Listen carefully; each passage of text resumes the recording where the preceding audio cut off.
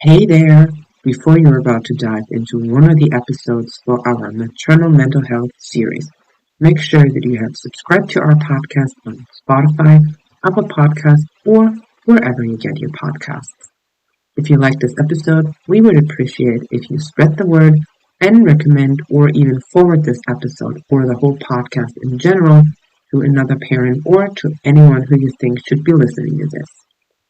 If you find yourself asking how you can support us, the easiest way to do this is to give us a follow on Instagram at Damn Parenting Podcast and to rate us with 5 stars on the platform that you're listening to this. We hope you know you're not alone on this parenting journey and you enjoy the following episode. Let's get started. Hi, everyone, and welcome back to Damn Parenting, your English-speaking parenting podcast from Amsterdam. And we are your hosts, Maren and Eva. This is another episode within our whole maternal mental health month of May. That is a tongue tangler, lots of M's. We are so happy to have Heather Berry with us. She is from Berry Care and Coaching and used to be in her previous career a postpartum nurse, and then she came to the Netherlands and changed her career into the coaching and caring for postpartum families and postpartum moms especially. And we're so happy that you could join us for this chat about the Maternal Mental Health Month. Hi, Heather. Hi, thanks. Happy to be here. We wanted to touch with Heather today on 3 aspects of the postpartum period: the physical changes, the emotional changes, and also the social changes that we as mothers go through after having baby. And I guess the most important question that people have is, how do we prepare for this time after we had this baby? We've taken all the courses before giving birth. That was the whole mind shift of we need to address this whole birthing scenario. And now we have the baby. And what do we do now? What are these 6 weeks? How can we prepare for them as efficiently as possible so we don't get super overwhelmed and have no clue what we're doing? Yeah, great question. I would say first off, the way to prepare would be to check your contact list for who you can ask for help, what kind of help you can ask them for, and how can you ask for help. I think start to build your support network early. I think that's a great way to prepare because you can do all of the other things, all of the other physical things to prepare, like, having your baby clothes and having the bassinet and the baby bathtub and all those physical things you can do. But I think it's really important to make sure that your support network is sort of set up and in place. I think the other way to prepare is to know in your mind that no matter how prepared you are, it's going to be hard. It's a really steep learning curve and it's uniquely yours. So you can't really compare it to anyone else. So I think, emotionally, the best way to prepare is just to have your support network in place and know that it's going to be a tough 6 weeks. We had a little pre-chat and I really like this analogy where she said, well, it's basically running a marathon without any training. So good luck. But so make sure you have lots of people on the sides handing you bananas and those protein packs. But it's more like it's more like that guy who just ran the length of Africa, I mean, that's more like what it is for 6 weeks. It's not just a marathon. It's running Africa, if anything. And because that guy, I mean, fair play to him, but wow. And so, yeah, equally think of that process as postpartum. Yeah.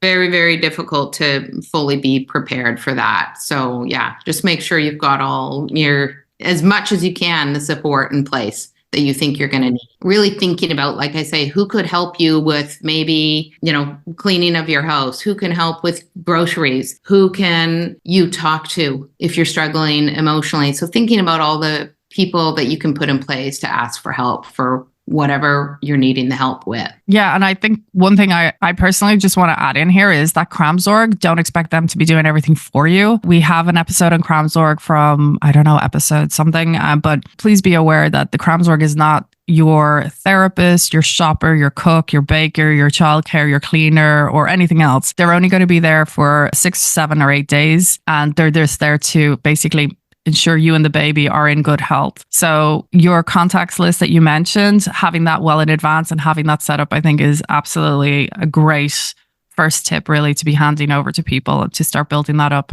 Yeah, definitely. What I also wanted to add is that the preparation from like how I prepared was so hard because you're planning with the completely unknown. You don't know what this baby will be like. You don't know how the birth is going to go, if there's any complications, if it's going to be a C-section or if there's anything with the baby. I was super lucky. My baby really liked to sleep where I put them, but I have other friends who said I could never lay the baby down, or they completely refused to sleep in the bed that I had bought, or we got this swing and they hated it or they loved it. So it's like you're planning with something you black box and then you like kind of get thrown into it. And especially I noticed the more I specifically planned things, the more I got frustrated when they didn't work out. So I think this is really good what you said. Build up a list of potential help and like this is the people I could address in general, and then don't plan so much for the specifics because you don't know, like you just have no clue. Yeah, plan to be unprepared. Yeah. And so that goes completely against Instagram perfection nursery setup that looks so beautiful and beige. And, you know, and you're like, yes, that's how it's going to be with mine. And it's like, no, you're going to be crumbling, basically topless on a sofa, holding your child who won't sleep as you stress trying to breastfeed. I mean, yeah, as you say, the postpartum period, I mean, nothing will ever prepare you. And there's loads of those socials out about someone interviewing you saying, hey, you're going to be the secretary or the PA or something to this person who's going to need you 24 hours on demand. You get no holidays, you get no time off, you have to prepare their meals, you have to wipe their bum, you know, and these people are like, what kind of job is this? And it's like, oh, and you don't get paid. And you can see their faces like, what? And it's like, that's parenthood, you know? Yes, So, exactly. okay. So you've given us some tips there about the preparation. Can we touch upon the physical side of things? As you have been a postpartum nurse, I would really, really, really like a very realistic approach to discussing what actually happens with our body when we give birth, and that is both vaginally and C-section. What's happening to our body in that 6-week postpartum? Yeah, I mean, physically, your body has a lot to deal with. Whether you've had a C-section or a vaginal birth, the C-section is a massive surgery and takes a minimum of 6 weeks to recover with that. And vaginally, your body has expanded way beyond what it will ever do again until you have another baby. And so recovering from that also takes a long period of time. You're dealing with, physically, you're dealing with fluctuating hormones, you're dealing with vaginal and or abdominal pain, you're dealing with bleeding, you're dealing with constipation, you're dealing with hemorrhoids, you're dealing with sore nipples, you're dealing with engorged breasts. Like your body is, it's literally kind of going through I don't even know what to call it. It's like a complete turnover. So it has a lot to deal with. You have to really go very gently with your body, take things slowly and listen to your body. There's no rush to get back to, in fact, you never get back to the body that you had because that's not the way it works. So take it slow. And I think don't overdo anything. Don't rush into anything. If you do rush into something, it can actually just set your recovery time back. Listen to your body. If it feels like it's not right, it's not right. You need to stop and you need to really pay attention. And what's the rush anyway? Really, if you think about it, in these first 6 weeks, your main focus should be on resting and recovering. It should be on eating healthy foods, drinking lots of water, and most importantly, connecting with and learning how to care for your baby. That should be your main focus, not, how quickly can I get outside? How quickly can I, visit with a friend? It really should be about your body and your baby and just focusing on that and focusing on recovering. Honestly, the only thing in my head is, can I get an amen on that? Because I swear it's like, I think that needs to be stated over and over on socials, on podcasts, in the GGD, in the Verloskunde. I think that is so paramount. And I think we get caught up. We get caught up on our socials, on our WhatsApp, on talking to friends, on being on the WhatsApp where people are having their babies around the same time and excited to meet up. And some people, might recover a little early or, everyone has their own different journey, but some of us also don't. And we kind of feel like, well, am I being lazy? Am I taking too long? And they push themselves out there. So yeah, Everything you said there, 100%. Underline, caps, locks, letters in red, whatever it is. Yeah. Take And I it think slow. Take it slow. Don't compare yourself to anybody else. I mean, if you're feeling after 2 weeks that you're ready to go for a walk, well, great. Make it a small 5-minute walk and see how your body feels. And if you feel like you're not ready to go for a 5-minute walk, then don't go for a 5-minute walk. Really, really listen to your body. Yeah, it's everybody's different. Everybody recovers at a different time frame. And I think it's really important to be realistic. The worst thing you can do is really set yourself back in time. So that's why I say focus on the resting and the recovery, not getting out the door. One thing that, and it kind of slides right into the next category that we wanted to talk about, the whole emotional and social part of it, is that I found it so hard to really listen to my body, because at the same time I had this big feeling of loneliness and being isolated, especially when you have a partner. If you have a partner, great. If you don't have a partner, then this will hit you even earlier. But if you have a partner who goes back to paid work, and then you all of a sudden you're alone all day, and then you might feel like, I feel so isolated. I want to see someone, but then your body tells you, no, I'm not ready. And then that's when the friction starts, because that's when you either push your body then and then sets you back, or you have this emotional struggle of, I can, but I'm so lonely. I don't know what to do. And then it like kind of just crumbles from there. That was this whole crucial time span. And I guess this is usually after, I mean, my husband had to go back to work, I think after 2 weeks or 3 weeks, like halfway through this whole period. And that's when it got really shaky. So this is something that is so hard to navigate, the balance between I really need to listen to my body, and at the same time I'm so lonely and I do want to have the contact, but I just can't. And that is what I found so hard. Yeah, for sure. Especially if you're a social person to begin with. Yeah. One of the things I was thinking about during that time frame, and sort of the loneliness, and the days are long by yourself, but it could be a good time to really think about actually reconnecting with yourself, getting back in touch with who you are and who you're becoming, and maybe just thinking about your values and who you want to be as a mom and what you have to do. And so instead of sort of focusing on how alone you feel, you could start to maybe look at, just sort of reconnecting or connecting with this new identity and figuring out how you can do that. And also taking the time to do something for yourself. If you're alone, it's like maybe you will have time to read 2 pages of a book, or maybe you're going to have a chance to take a bath, or maybe you could do some meditation or listen to some music. So take that time when you're alone to actually do something good for yourself.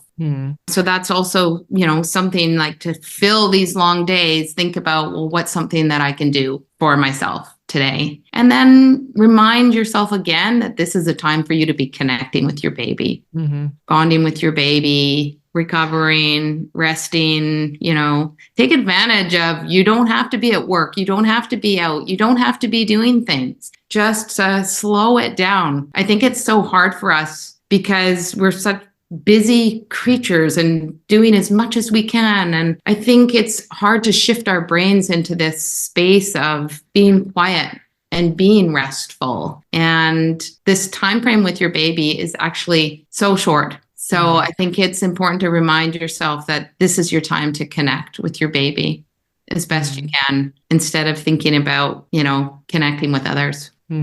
We have so little examples of this. And I was just reading this crazy interview like a couple days ago where my mother's generation, basically, there's this one actor, Jillian, X-Files lady, and she said she was back to work after 10 days after having a C-section.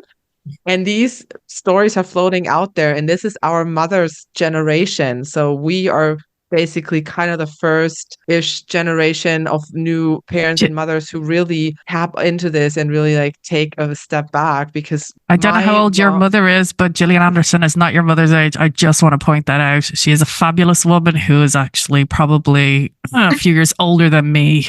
Well, I'm just saying, my whole point being that it's hard from a generational standpoint that we've had so many generations of women who said, let's get back. Let's get like, okay, I gotta get back. I gotta get back. And we are like, they paid the price, they paid the price for it because they also should have rested. They also should have taken the time. And I think this is then hard for us new parents in this sphere now where we do have all this pressure and we don't have the examples where we can be like, oh, this is how I want to do it because this person did it and that's how I can take an example to it.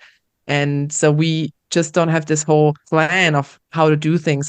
We really want to have these conversations with someone like you who says, take your time. And you might be the only one who does it, but take your time because you will, like you said, it will just set you back if you don't. And you're not going to regret taking the time. Yeah. You're not going to look back and go, man, I wish I hadn't rested so much. Yeah, I wish I hadn't, sat on the couch and had skin to skin contact with my baby and just held him or her and listened to them breathe and smelt their beautiful skin. And nobody looks back and says, yeah, I wish I hadn't done that. No. Yes, so true. Yeah. That's what we should be doing.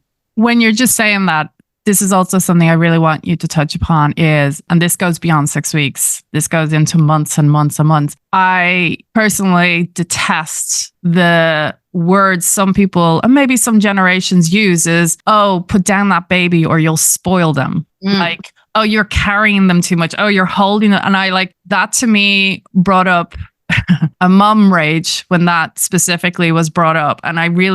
And I've actually spoken to someone recently who was also so on that when they were speaking to their family members. Their mom obviously had a child and their sister had a child kind of thing. And they were both going, oh, like you don't need to hold your baby all the time. And they were saying that to her. She's here in the Netherlands and they're not here. And, she doesn't have anyone to be around her. And so she's now feeling like she's doing something wrong. And I was like just texting her kind of going, you're not doing anything wrong at all. If anything, you're doing the best thing for not just you, but your child. And hang up on those family members. There's no such thing. You cannot spoil a baby. You absolutely cannot spoil a baby. You cannot carry a baby too much. These are their absolute needs. They need to know that everything that they need is being met by you. And one of the biggest things is being held and being near you and feeling your heart and your skin and smelling you. And no, you cannot spoil a baby. If you've got it in you, carry them around all the time. I mean, that's actually when the babies are the happiest. So if you can get yourself a great carrier, I always say your hands can be free, but let them still be a part of your body. That's what they need. So there's no such thing. I've heard that before. I'm afraid that I'm holding them too much and they won't be able to handle not being held. No, it's actually the complete opposite. It's the complete opposite. So be with and hold your baby as much as you possibly can. And this goes into years, by the way, people. Yeah, exactly. I have a toddler carrier, so.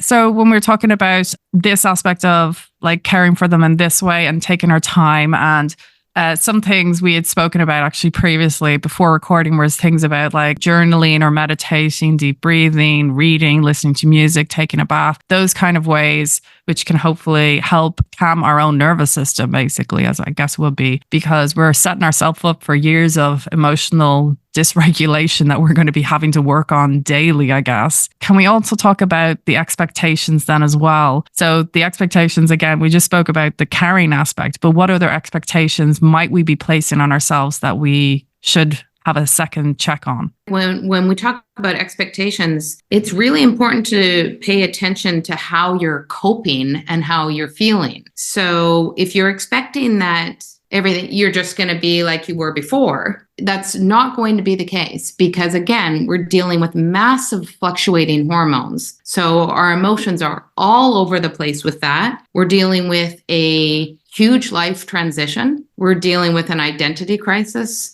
We're dealing with, potentially a career crisis, potentially, a major shift in your relationship. So emotionally, I think it's really important to pay attention to how are you coping with your emotions, and then to talk very openly and honestly about how you're coping, whether that's with your partner or with somebody else that you can trust, because I think we're afraid to talk about the negative aspects. And if we don't talk about it, it just builds up and we end up having resentment and we end up, having a lot of negative emotions. And those emotions can actually be felt by your baby. I mean, there's energy that's involved with that. So it's really, really important to talk about how you're feeling so that you can release some of the weight that those emotions carry, because it's normal. It's really normal to be feeling sad. It's really normal to be feeling lost. It's really normal to be feeling completely overwhelmed. So we must normalize those feelings and make sure you have a safe place to talk about that. And if you find that you're actually not coping well, that's a really important time to check in with your doctor, your midwife, your postpartum support specialist, to make sure that you're not heading down the road of postpartum depression. So I think that's what ends up happening for a lot of moms. 1 in 7 moms experience postpartum depression. I think a lot of that comes from not feeling like they were able to talk about their emotions. So I would think that really paying attention to whether you're coping as you should be or not. And how are you going to know that if you don't talk about it? Yeah, one thing that I also think is very important to add is if sometimes mothers experience that they wake up and they realize, oh, this is motherhood. And then they're like, oh my God, this is not what I thought it would be. And to be very mindful that not being happy with your role as a mother has nothing to do with the love for your child. Totally. So this really realizing it's the social construct of motherhood and how mothers are in society, and these roadblocks that we're hitting there has nothing to do that I love my child so much and I would choose my child again. But this whole motherhood thing from society and this role is a whole different topic. And I think this is very important then for mothers also to see when you're saying, how do I cope? Actually, what is the thing that I'm frustrated with or I'm sad about or I can't deal with? Is it the whole motherhood society aspect and the role and all that, or is it the love aspect? Because sometimes, of course, women sometimes also have a hard time connecting with their baby, and then that is something clinical. But these are really, I think this is so important what you said, really sense what is actually the thing that triggers me, or what is actually the feeling that lies behind this whole blur and my whole exhaustion or frustration or whatever it is. Yeah, no, for sure. I think we think that, slipping into motherhood is just a very natural thing, but you have to give yourself time to adjust to this new role. It's something you've never experienced before. And so you can't rush it. You have to have some self-compassion.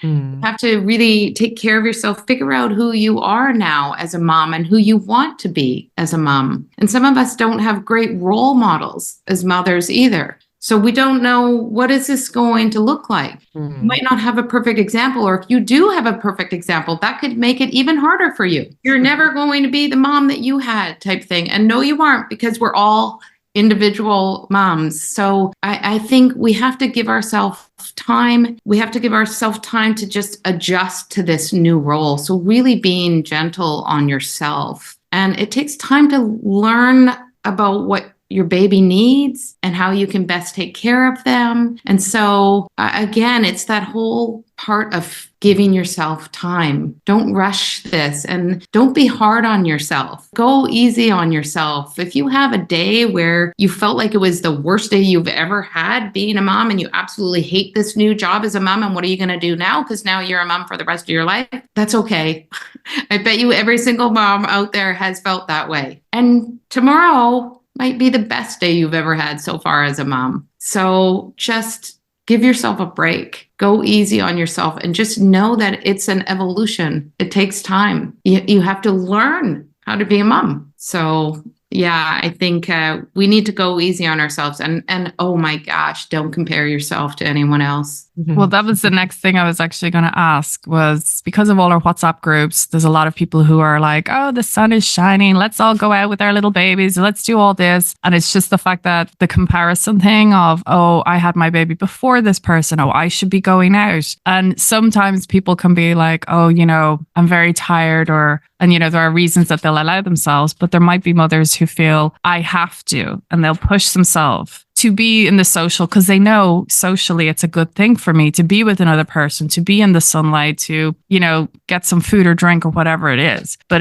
that's the element as well, is like to be good on yourself, to take care of yourself as well. That socially, yes, it is a good thing, but equally, you also need to take a step back to the emotional side of things to say, hey, you don't have to. Not today, maybe tomorrow. But equally, as myself and Myron very well know, we cancel last minute as well. So we're like, girl, I am so tired. Or, it's been a punami after I can't get out the door, and the thing is, there's going to be last minute cancellations, and that's okay too, because it's okay. Even if you haven't had someone cancel on you yet, you can be that first person doing it and giving permission to everyone else to go, just so you know, it's not a case of I'm going to be running an hour late. It's going to be a case of I'm just not going to make it. I just can't do this today. Yeah, totally. Yeah. So surround yourself with people who understand that, and also surround yourself with at least one person who really knows you, can have an eye on you, and really notices if something's off with you. There might be things that someone from the outside who doesn't know me so well wouldn't pick up on, or think, oh, this is totally normal that she does this because this is what we do. But then someone who really knows me is like, actually, what are you doing? Not like totally out of character. Like, what is going on? So have one person that really preferably not your partner, because they're in the whole same shift as you, so they might not even be aware of all that, but really have someone from outside, be a professional or like a very close friend. I have my sister who keeps an eye on me on that part. And so this is really crucial that they know this is still within the norm, or like we really should be addressing something. Absolutely. And that kind of brings us back to when we were talking about preparing and having your, get your list ready of who you can ask for help and who you can talk to. And that's exactly what you were saying. Someone that you can trust, that will be able to recognize, of course it's normal that you don't feel like going outside today, but maybe it's not normal that you haven't felt like going outside for a week or whatever the time frame is, or how come you're not really eating, or, that comment that you made about your baby is actually not entirely normal. So that's when we talk about, paying attention to how you're coping, what your emotions are, what you're feeling, and checking in with someone. Like, is this normal?